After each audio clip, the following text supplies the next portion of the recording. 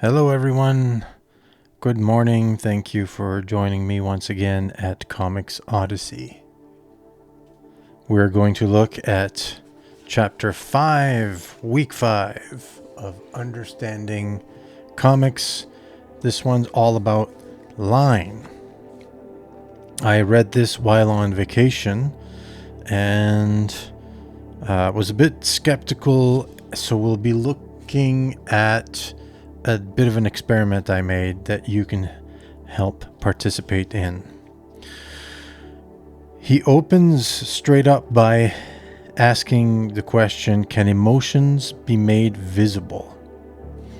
So he shows you a bunch of images made up of mostly lines, shapes, and asks, is this anger? Is this joy?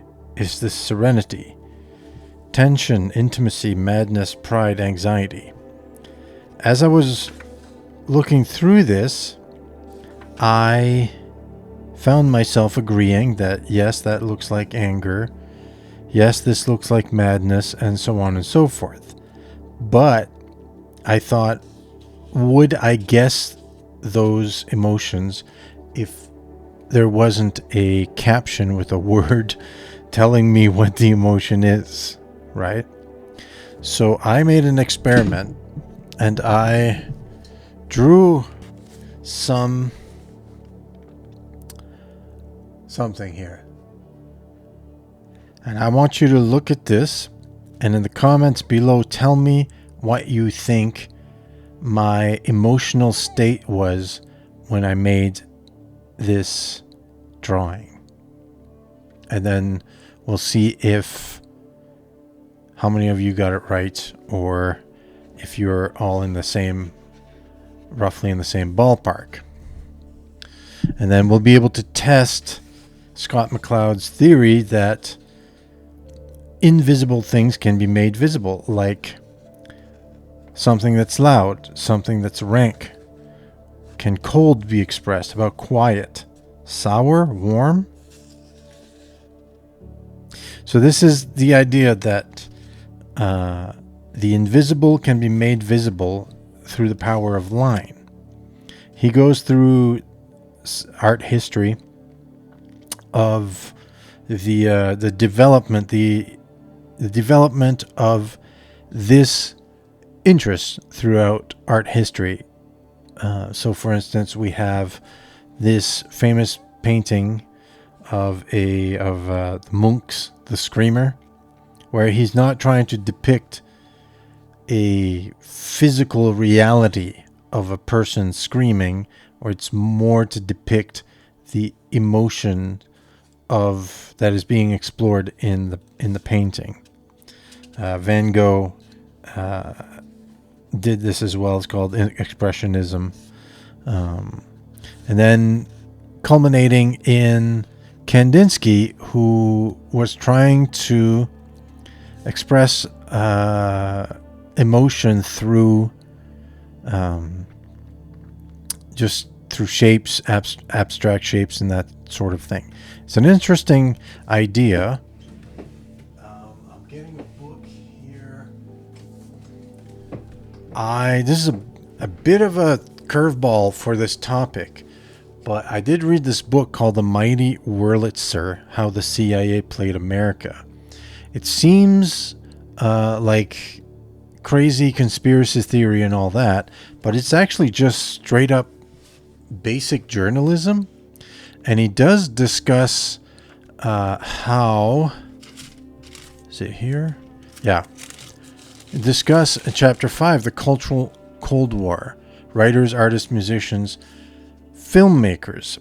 Now, I don't know if Kandinsky is mentioned here. Let's look at the back here. There's an index, JK. Doesn't look like Kandinsky was part of this. But we do have, oh boy, now I'm blanking on his name, Pollock, mentioned in here as an artist who I guess got funding from the American Intelligence Agency, Jackson Pollock, right? It's been a while since I've read this, the exact relationship between Pollock and the CIA. I don't remember exactly what it was. He might have just gotten funding to paint through a government agency, and there's ties between that agency and the CIA.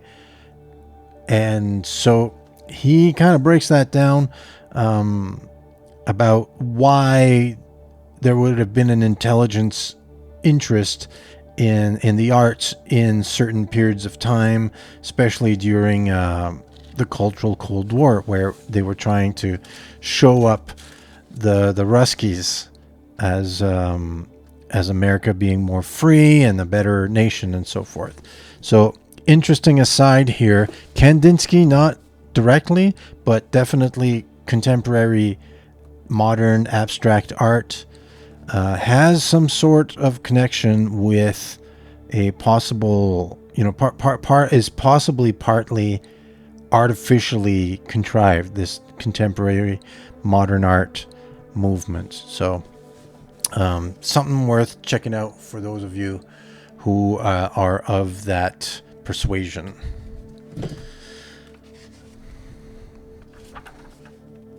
Here he goes to, he discusses how cartoonists sort of get left out of the discussion between expressionism, right? But he's saying it's not the cartooning style is simply expressing something different, right? So whereas this work would express fear, anxiety, and madness, could these lines from Charles Schulz of the Peanuts comic strip be said to express calm, reason, and introspection? So here he discusses how a simple line might, with some thought, be said to evoke something, even if it's just a single line, right? Whereas horizontal line, passive and timeless, vertical line, proud and strong. And I keep coming back to Dürer here, but he's worth coming back to. We see him make use of these types of lines in composition. So for instance, this is diagonal, right? Whereas here we have a diagonal and a horizontal, right? So these artists, again, I would point you to Hilary White, who's an expert on the iconographic art tradition. See, you've got a diagonal here for the cross on Christ's back. So I would urge you to check Hilary White, who's an expert on that sort of compositional philosophy, where certain types of shapes and lines in composition are used for different specific symbolic communications. So I'll link to her down below. He's showing through the cartooning tradition the different line styles and what they evoke emotionally, right? Dick Tracy. So we've got seriousness, right, and a more adult tone, because it's very angular and large pools of black, whereas the open, curvy, gentle lines of Karl Barks here have the counter, like a counterbalance to this sort of line, right? It's more youthful and innocent, and so on and so forth. And here we have lines of Rob Liefeld. Many people criticize Rob Liefeld for being a bad artist, and I think they misunderstand why he's a good artist. Is he knew how in his line work he modified his style to express a certain tone that wasn't available in the market that he was. So he resonated with an audience and made himself his own kind of domain, and he became imitated, and to this day we still see his influences in comics. It's talking about iconography as used in cartooning. So he's got a pipe here, and in order to express that he's smoking, he's just drawing two wavy lines, but doesn't look anything like smoke. But in the vocabulary of cartooning, we know that it's smoke. And just add a few squigglies, and these same wavy lines do not represent smoke, but instead represent stinkiness, right?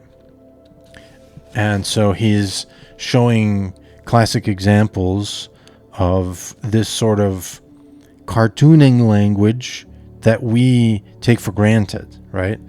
The hearts here, pain in the hand, birds flying, a drunk guy, and so forth, right?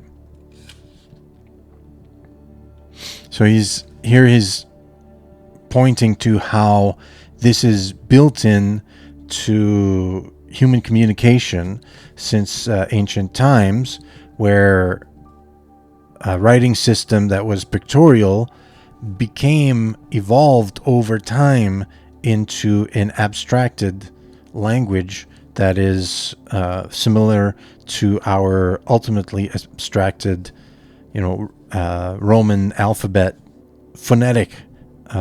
These aren't pictorials; they're phonetic symbols, right? And in Japan, they developed in somewhat isolation from America in the cartooning department, and they've got different types of symbols that are foreign to people who are not used to reading manga. Even myself, even though I read a bit of manga, some of these cartooning icons, I don't know what they mean. Lust is a bunch of blood coming out the nose. I don't know. It's kind of unusual, right? If you're not accustomed to it. So he's showing how in a background you can make a character have a much different emotion. There's all sorts of ways to show different emotions, like this bland neutral image with a caption suddenly has an emotional charge, right? This image, say without the caption, obviously has an emotional charge, but remove the background and give him some words, it may be less intuitively emotional, but it's more specific, right? And here we have the meeting of those two tools, the visual and so rather the pictorial and the alphabet coming together to express emotional, or rather invisible, elements of reality, I guess. So, and this harks back to our triangle we saw in chapter 2, where we see language, which is the ultimate pictorial abstraction, the written language, but going up towards the picture plane, we start to see both the pictorial and the alphabet kind of start to merge and start to encroach on each other's territory, or collaborate rather than encroach. This chapter is a bit of a thinner one. There's a little bit less going on, a little bit less pages, and a bit more straightforward in terms of, in relation to the other ones. So the next one, Chapter 6, Show and Tell.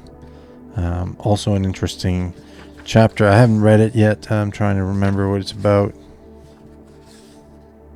Can't remember. Well, we'll find out next week. So, queued up for you is a question.